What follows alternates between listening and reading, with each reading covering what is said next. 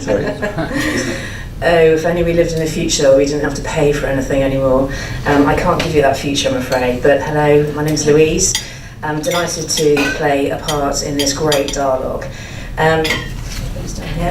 So, I think we come from an age where we shaped digital. But I now think we live in an age when digital is increasingly shaping us. It's how we work, how we communicate, how we engage, how we learn, how we monitor our health, how we buy for our holidays, how we read, how we watch stuff, and for an increasing number of us, how we find love. There are so many proof points of how digital solutions have replaced old manual solutions and delivered a better service for citizens. And I think we now see that digital is fast becoming the preferred platform, not only to replace those old solutions, but also build out new products, new processes, and new opportunities that we didn't probably even think that we needed when they came to market. And these are growing benefits not only for individuals, but also for businesses, for governments, for humanitarian organisations, for charities, for schools, for terrorism bodies, anti-terrorism bodies more like, refugees, and even us in the room today. So services which are increasingly more cost efficient, which are more secure, which are more transparent, and through digital can be more personalised.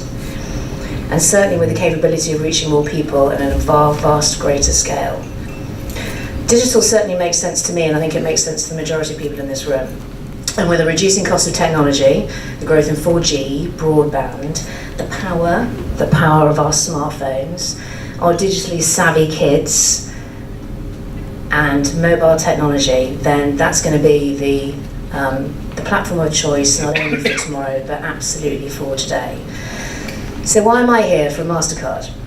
So Mastercard's a digital organisation in the payment space. I can't take away the requirement to pay, but we can hopefully make it a little bit easier and simpler and quicker.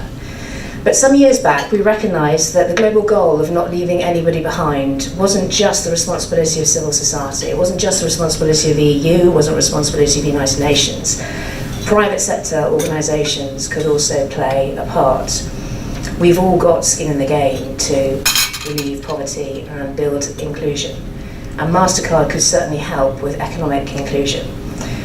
So we recognise what Mastercard does best, which is payments and technology.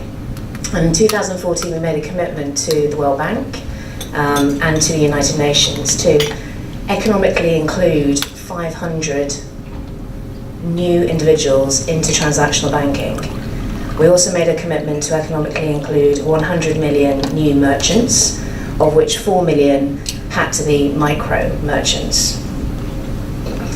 I think the argument for doing this is long one. There's great social and economic benefit for including more individuals and more organisations into the payments space. It makes commercial sense also for an organisation like Mastercard. We are building the markets for the future. We say that we're doing well by doing good.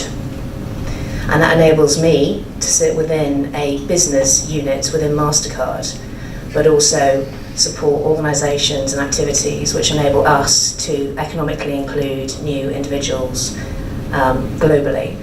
And so far we've already done around 53 million across Europe as a whole.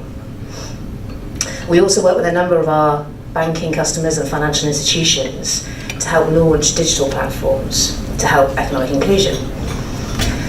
And I'm going to talk just a couple of examples about some of them, and some of them are very close to home. So in Italy, we worked with Poste Italiane and the Carta Acquisti social benefits programme. And they've now launched a number of economic inclusion programmes, and through them have onboarded around 2.2 million Italians into transactional banking off a digital platform. We work with a number of humanitarian organisations, not only UNHCR and UNOCHA, but also ECHO and World Vision, Save the Children, World Food Programme, to provide digital solutions to disperse economic aid and humanitarian assistance to the increasing number of refugees, not only within Europe, but also globally. And now we are reaching 2.5 million refugees with digital solutions. providing economic inclusion for them. And we've made a commitment to onboard at least 2 million more within the next 24 months. In Russia, the cities of Moscow and St. Petersburg have developed digital payment platforms to onboard 20 million Russians into transactional banking.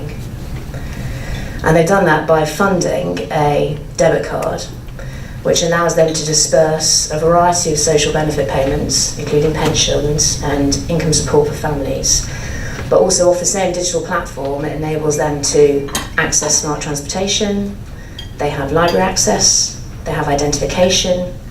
So a number of different social benefits ride off the payment solution. So not only economically including 20 million Russians, but also socially including 20 million Russians, with the added benefit of providing a digital identity. So these are all digital platforms delivering scale solutions supporting economic inclusion. So if we recognise that economic inclusion is good, and we recognise that digital platforms drive this, how can we all help accelerate the progress and include more individuals into transactional banking? That's one of the first things that I think about when I get up in the morning. It's not the only thing I think about when I get up in the morning, but it's one of them. The EU has certainly been supportive about this. The, for example, Directive on Basic Bank Accounts provides exactly the right type of, I think, top-down focus and direction to bring accountability and prioritisation through to your member states. But it's not wholly solved the problem. There's still a significant gap. There's still a significant number of Europeans who don't have access to transactional banking. And it's only going to get more of a challenge when you look at the number of refugees and migrants entering the member states. But we have worked on a number of different programs in a number of different markets, and there are some common threads that you see weaving through some of these success stories. I want to share those with you. The first common thread is that they normally come off the back of a public-private partnership, a PPP, that brings together government, civil society, and key private sector organisations. But the government's role here is absolutely essential, because the government can do a variety of things. It can develop and legislate and promote sensible regulation that balances innovation with delivering scale and solutions, secure solutions, out into its market. The government can also fund and prioritise the development of infrastructure to enable that innovation to take place and enable those scale solutions to come to market. The governments also have their own kind of command and control. They can make some decisions which are fundamental to economic and social inclusion in their markets. And one of the first things is digitising some of their payments out into the market. So pension payments, welfare support, they all should be on economic inclusion programmes. And there's a number of different markets within Europe who do that really effectively. So it's kind of control what you can control and do what you can do. They can also look at an interesting balance of carrot and stick.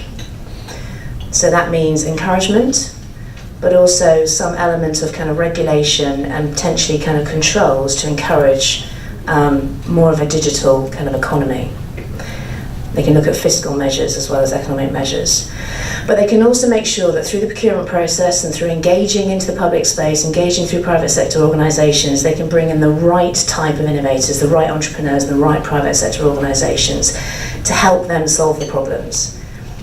Because I've spent the last few months engaging with United Nations organisations and a variety of different kind of bodies talking about the Sustainable Development Goals and how to achieve the Sustainable Development Goals. And the overwhelming narrative that's coming through all of those conversations is that this ain't going to happen unless we do this in partnership. It ain't going to happen unless we collaborate. And I think that weaves through economic inclusion in Europe too. But there's a second common thread, and you won't be surprised when I say this, the second common thread of all of these successful programs is they all have at their core digital platforms, digital technology. It's a digital platform that balances cost and operational efficiency with the ability to customise on the last mile. So you don't take away that personalisation just by bringing it off a digital platform. So the closing message, economic inclusion can be supported by digital platforms, and certainly can be accelerated if we deliver that in a funded and prioritised, clever public-private sector partnership. Thank you very much for listening.